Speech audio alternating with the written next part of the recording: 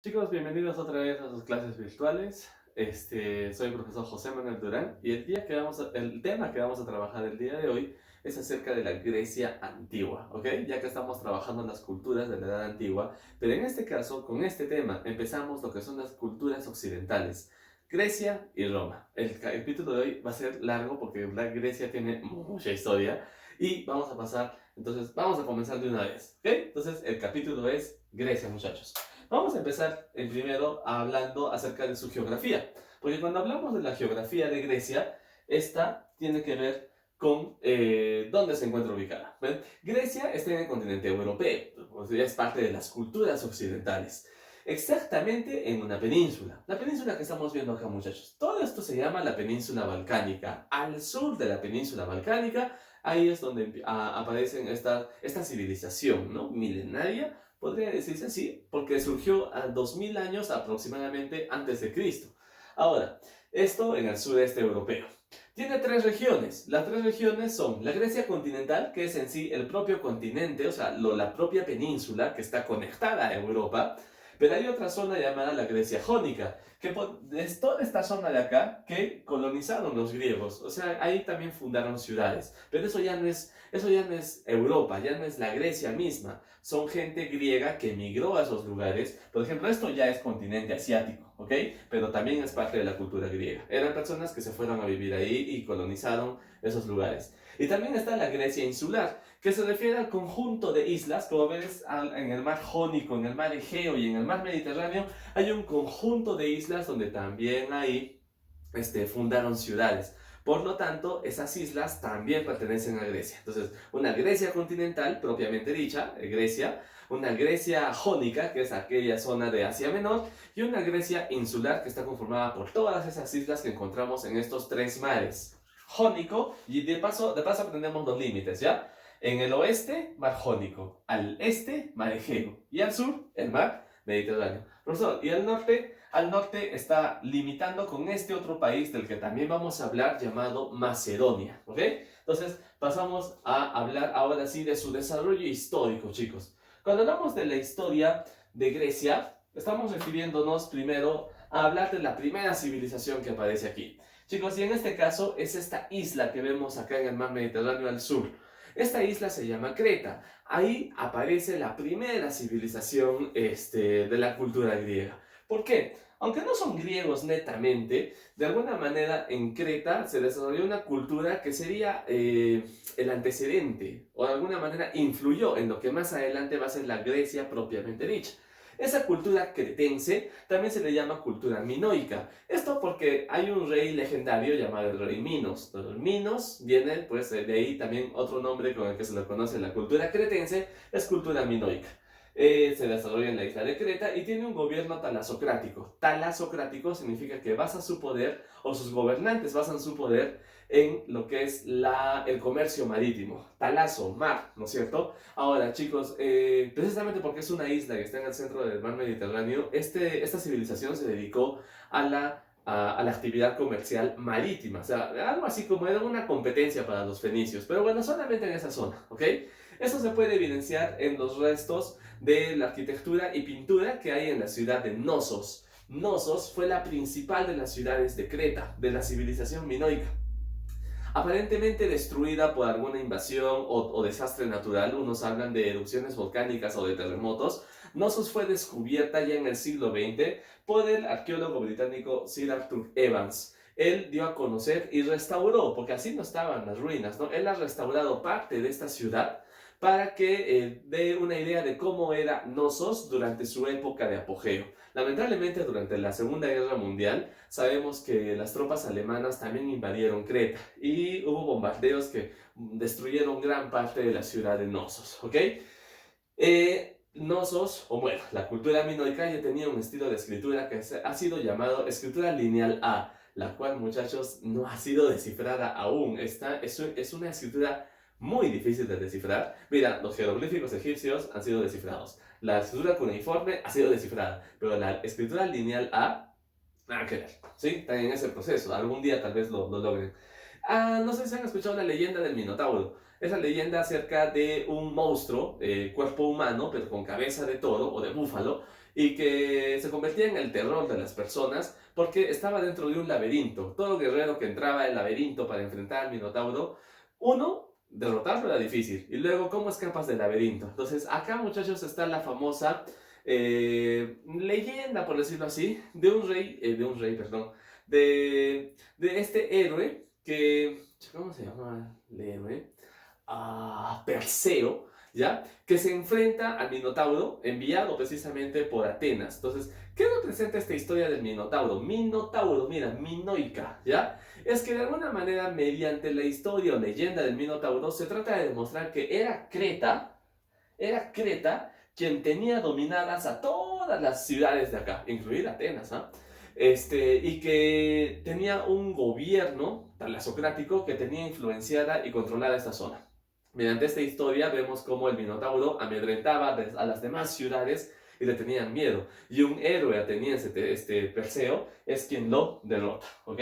Entonces, pasamos a lo que es el otro periodo, que es la cultura micénica. Cuando hablamos de la cultura micénica, estamos hablando de otro pueblo muy distinto al anterior, los aqueos. Estos nuevos llegados ya a este territorio ya no se asentaron en la isla de Creta, sino que ellos más bien ya vivieron en la Grecia continental. De hecho, fundaron ahí una serie de ciudades como Esparta, pero la más importante es Micenas. De ahí que viene ese nombre, ¿sí? Cultura micénica, ¿ok? Cuando hablamos de la cultura micénica, entonces estamos hablando de una ciudad capital, Micenas. Ahí, por ejemplo, podemos ver una foto que utilizan como material de construcción la piedra, pero esas piedras grandes, ¿no? Pues megalíticas le dicen.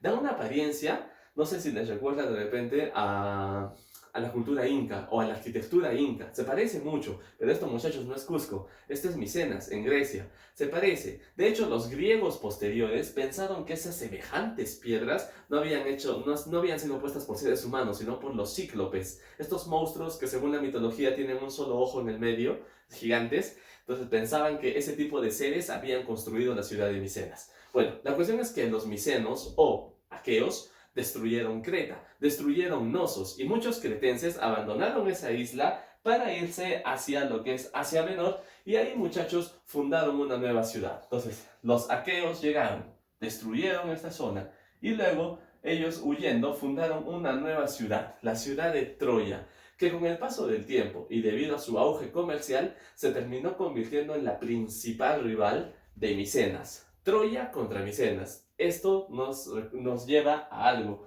una guerra muy conocida llamada la Guerra de Troya, ¿sí? Cuando hablamos de la Guerra de Troya, incluso hay obras literarias de Homero, está ahí la Ilíada y la Odisea, pero ese es un tema de literatura más que de historia, ¿ok? Cuando hablamos de la Guerra de Troya, estamos hablando de este enfrentamiento. Según el poema, según la literatura y la novela, la historia que cuenta Homero, ahí te habla de Helena, que se enamoró del príncipe Paris, y que luego aparecen otros personajes épicos, como es Aquiles, que tenía su punto débil acá en el talón, etc.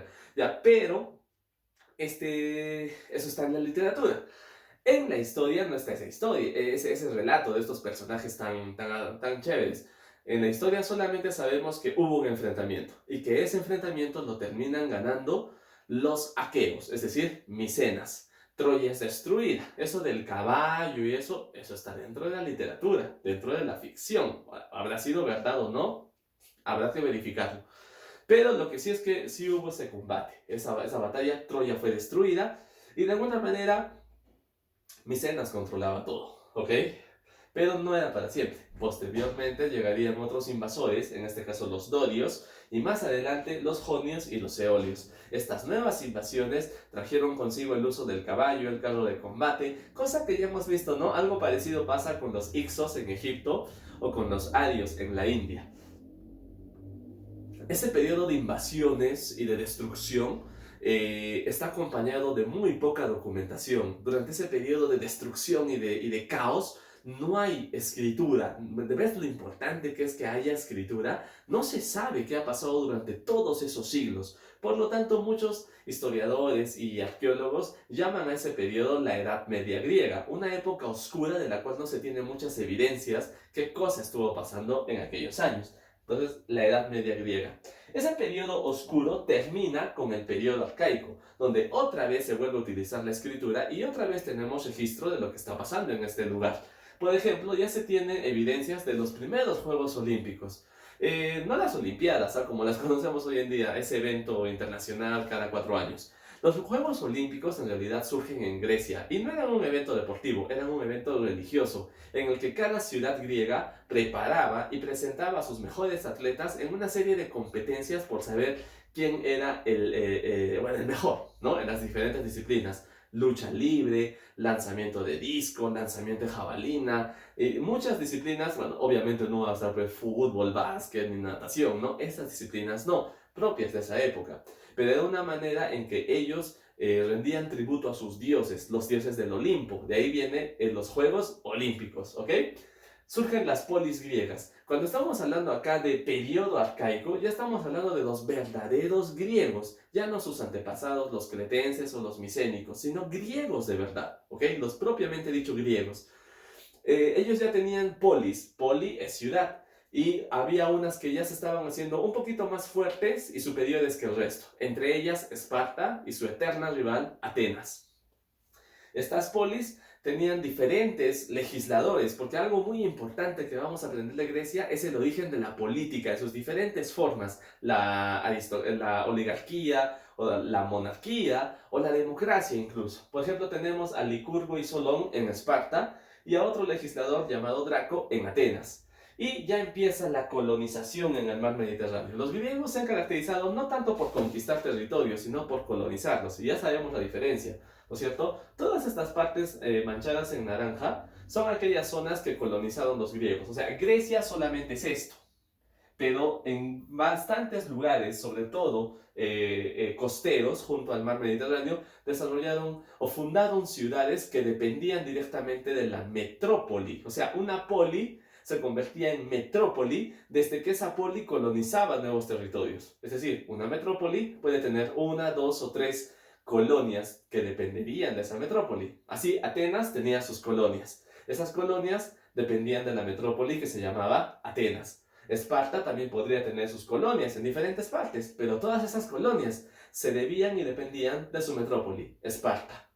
Y lo mismo podría pasar con Tebas, o con Corinto, o con Éfeso, con diferentes ciudades que sí quedaban en Grecia, ¿ok? Entonces acá se inicia el colonizaje.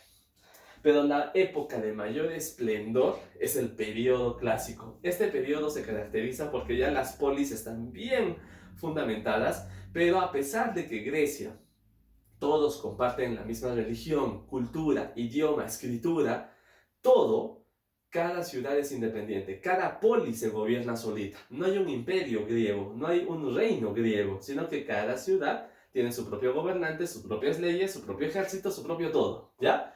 Pero como dije, de todas las ciudades griegas, de todas las polis griegas, Esparta y Atenas eran las más importantes. Esparta son descendientes de los dorios, mientras que los de Atenas, descendientes de los jonios. Vamos a hacer este es un cuadro comparativo.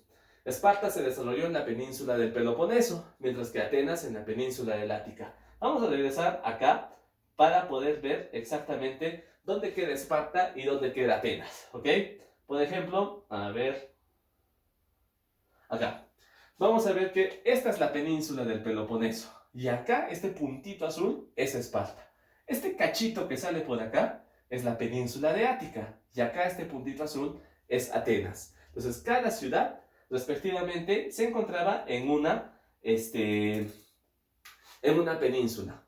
Entonces, la península del Peloponeso y la península del Ática en sí pertenecen a una península general, que sería la península de los Balcanes. ¿Ok? Ahora, volvamos acá. La sociedad en Esparta era diferente a la manera de la sociedad de Atenas. Por ejemplo, en Esparta, en la cúspide de su pirámide social, se encontraban los espartiatas, gente noble, descendientes directos de los dorios. En los periecos era por... y otra cosa, los espartiatas eran los únicos que podían pertenecer al ejército, porque Esparta es militarista. Los periecos son los comerciantes, artesanos, ¿no? Gente de clase media. Los ilotas, por otra parte, son los esclavos. En Atenas, quienes ocupan la alta clase de la pirámide social son los eupátridas, una vez más, gente de la nobleza y supuestamente gente directamente descendiente de los jonios. Los metecos son extranjeros que están de paso por Atenas y los doulios, al igual que los ilotas, son esclavos en Atenas, ¿ok? Mientras que Esparta es una aristocracia militarizada, es decir, que la gobierna las clases altas que están en el ejército, en Atenas es una oligarquía. Oligarquía es gobierno de algunos o gobierno de pocos, pero que de alguna manera dirigen una democracia incipiente, arcaica, no la democracia que tenemos hoy en día. De hecho, la democracia surge en Atenas, ¿sí? Cuando hablamos de educación, la educación espartana era diferente a la ateniense. En Esparta los niños al nacer eran seleccionados para saber si tenían algún tipo de deficiencia física, eran asesinados, eran lanzados de un risco, de un abismo. Solamente los que estaban bien sanitos, inmediatamente ya desde su niñez y más adelante en su adolescencia, eran formados con la única intención de tener soldados, porque Esparta era un militarismo, ¿ok? Esos soldados se llamaban hoplitas. Por otro lado, a Atenas no le interesaba si era tuertito, cojito o parecía alguna enfermedad. Lo importante era el desarrollo integral de sus ciudadanos. Es decir, a Atenas no le interesa tener muchos guerreros, sino tener gente de ciencia, culta, artistas, pero sobre todo Atenas tiene un auge cultural en lo que es escultura, arquitectura, también en ciencias, con lo que es la matemática, la astronomía. Entonces, acá son soldados, aquí son nerds, algo así. Pero ojo, Atenas también tenía una fuerza militar, ¿ok? Sigamos. En el periodo clásico, si es que Grecia se pone en la cima del mundo, es gracias a este acontecimiento, las guerras médicas. Es el enfrentamiento entre el imperio persa contra los griegos. Los persas invadieron Grecia porque querían que Grecia sea parte de su gran imperio, ¿sí? Entonces hay tres guerras médicas. La primera guerra médica es con el rey Darío, Darío I, ¿sí?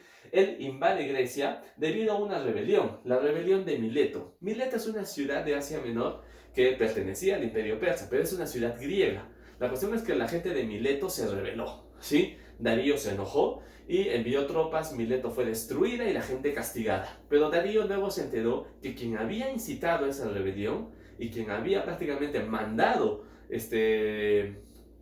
refuerzos para que los miletanos se rebelen había sido Atenas. Por lo tanto, Darío dijo, me voy a vengar de Atenas. Y es así que Darío cruza los límites y llega a Grecia precisamente para enfrentar a los atenienses. Si Darío llega a Atenas, no solo Atenas, sino el resto de Grecia, o sea, incluida Esparta, que era su rival, también estaba en peligro. Esparta no participa en la Primera Guerra Médica porque tenía sus eventos religiosos. Para ellos, a pesar de ser guerreros, los espartanos también son muy religiosos y cuando están en un cierto periodo de luna, algo así, ellos no participaban directamente en los combates. Así que Atenas se tuvo que enfrentar solita a el gran ejército persa.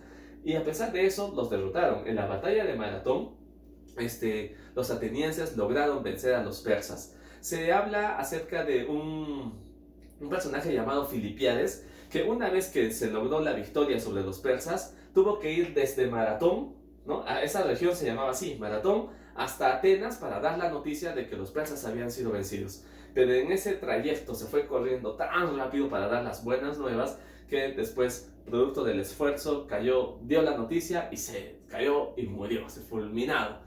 Es considerado un héroe en Grecia y precisamente gracias a esa hazaña heroica y física que él hizo, se creó la disciplina deportiva dentro de las Olimpiadas llamada el maratón, ¿ok? Segunda Guerra Médica. El hijo de Darío, Jerjes, decide vengar de alguna manera lo que pasó con su papá. La Segunda Guerra Médica va a tener batallas hasta para escoger. Por ejemplo, una vez Jerjes que llega a Grecia, ahora sí Esparta participa. Esparta trata de detener a los persas. A los persas, por si acaso, los griegos equivocadamente los llamaban medos. Por eso se llaman guerras médicas, ¿ok? La cuestión es que aquí vamos a hablar del rey Leonidas, que estamos viendo acá, o Leónidas. Leonidas, rey de los espartanos, según ciertos textos, aunque esto hay que verificarlo todavía, no se está del todo seguro, junto a 300 de sus hoplitas, o sea, de sus soldados, enfrentó a a un ejército 1000 veces, no 1000 veces, pero sí muchas veces superior al suyo. En el paso de las Termópilas, los espartanos impidieron que los persas avancen, pero debido a la superioridad numérica y también a una traición, los espartanos son derrotados. Leonidas y sus 300 son vencidos, dándole pase a los persas directamente para llegar a Atenas, que es saqueada. Pero esta era una táctica, muchachos. Los atenienses al propósito dejaron la ciudad abandonada. Jerjes creyó que había ganado, se sentía triunfante, pero los atenienses habían abandonado su ciudad a propósito para luego aparecer con sus naves de guerra, me refiero a barcos, y sorprender a los persas por la retaguardia. Prácticamente los persas quedaron atrapados y en el combate de Salamina, es un combate naval, ¿no? Porque es en el mar, los persas son vencidos por la flota ateniense, ¿sí? Más adelante, con las batallas de Platea y Micala, los persas son completamente vencidos. Así que un segundo intento de invasión también fue un fracaso. Y hay una tercera guerra médica, pero en este caso no lo inicia Persia, lo inician los atenienses. Los atenienses, luego de la Segunda Guerra Médica, se convirtieron en la gran potencia marítima, militar marítima, mientras que Esparta seguía siendo la militar terrestre. Los atenienses forman la Liga de Delos. Junto a otros aliados, Atenas le declara la guerra a Persia y los derrota. Prácticamente con esto Persia ya no le quedan más intenciones de volver otra vez a Grecia, ¿sí? Una vez que terminan las guerras médicas, se inicia el gran apogeo de Atenas, sobre todo. Atenas se vuelve la capital de Grecia, por decirlo así, y sobre todo en el gobierno de Pericles. Este personaje, el gobernante ateniense, hizo que Atenas se convierta en la capital cultural, no solo de Grecia, yo creo, sino del mundo. Atenas estaba en su momento de oro. Tenía cultura, tenía ciencia, tenía los mejores artistas. O sea, se había convertido en la capital del conocimiento, del saber, de la cultura, del buen gusto, de todo. Y encima era una potencia militar a la que muchos temían, incluso Esparta. ¿Okay? Así que este es un gran apogeo, pero lamentablemente no duró mucho, porque debido a esta rivalidad eterna que siempre existió entre Esparta y Atenas, es que finalmente se declaran la guerra a muerte. Esparta contra Atenas. Ya Persia no es el peligro, sino estas dos potencias griegas. La Liga de Delos, ya dijimos, es a Atenas y sus aliados, todas las zonas naranjitas que estamos viendo. Mientras que la Liga del Peloponeso era Esparta y sus aliados, toda la zona verde que estamos viendo. Era una especie de guerra fría, muchachos, algo así. Las dos potencias enfrentadas, pero cada una con sus aliados. En la batalla bueno, ya dijimos, Atenas tiene un poder marítimo, mientras que Esparta tiene un poder terrestre. Aparte, Persia, el imperio persa, se mete en esta guerra apoyando a los espartanos. Así que si los espartanos no tenían ventaja en el mar, gracias a la flota persa, pudieron derrotar a los atenienses en el combate de Egospótamos. Aquí los atenienses son vencidos por completo, Atenas es destruida y hay incluso un brote de una epidemia que termina matando al propio Pericles. O sea, el siglo de oro de Grecia termina. A pesar de que Esparta gana la guerra, eso no significa que queda triunfante, sino que queda vulnerable a que cualquier invasor que aparezca los derrote fácilmente. Y eso va a pasar precisamente porque un país vecino de Grecia en el norte, Macedonia, empieza a poco a poco expandir su territorio con el rey Filipo II. Este rey aprovecha la debilidad de las ciudades griegas, sobre todo de Esparta y de Atenas, y los derrota en la batalla de Queronea. No solo a ellos, sino a todas las ciudades griegas. Prácticamente Filipo, que era de Macedonia, controla Grecia. Y de hecho los griegos raciaban a los macedonios, porque los macedonios también hablaban griego y tenían la cultura griega, mismos dioses, todo igual. Pero decían que los macedonios eran unos bárbaros, ¿no? No creían que ellos no eran descendientes directos de Heleno, que era el padre de los griegos, ¿sí? Entonces, pero mira, ahora Filipo domina Grecia. Luego Filipo es asesinado, muchachos, y más adelante, bueno, antes de ser asesinado, Filipo tenía un proyecto en mente. Organizó la Liga de Corinto para invadir el imperio persa. Lo quería conquistar, ese semejante imperio de los persas. Es asesinado Filipo, pero su hijo, Alejandro, toma el trono. Muy jovencito, 18 años. La gente dijo, a este lo manipulamos como sea. Pero Alejandro, sin decir nada, manda destruir una de las ciudades principales de Grecia, Tebas, como diciendo, Así como le pasó a Tebas, le va a pasar a cualquiera que no me obedezca. Así que Alejandro toma el poder con fuerza. Alejandro, más conocido como Alejandro el Grande o Alejandro Magno, continúa el proyecto de su padre. ¿Cuál es ese proyecto? Invadir Persia, derrotar a los persas y quedarse con todo su semejante imperio. Es así que Alejandro parte de Macedonia, cruza este estrecho que es el del Esponto y empieza la invasión del imperio. Primera batalla, la batalla de Isos. Ahí directamente se enfrenta al emperador Darío III, lo derrota y se apodera de Egipto, se apodera de Siria, ingresa a Mesopotamia y luego hay otra batalla, la definitiva, la batalla de Gaugamela, donde Darío III, el último emperador persa, es completamente derrotado. Todo lo que estamos viendo de color naranja, incluso llega a invadir la India, donde se enfrenta a los Shishunaga, ¿te acuerdas?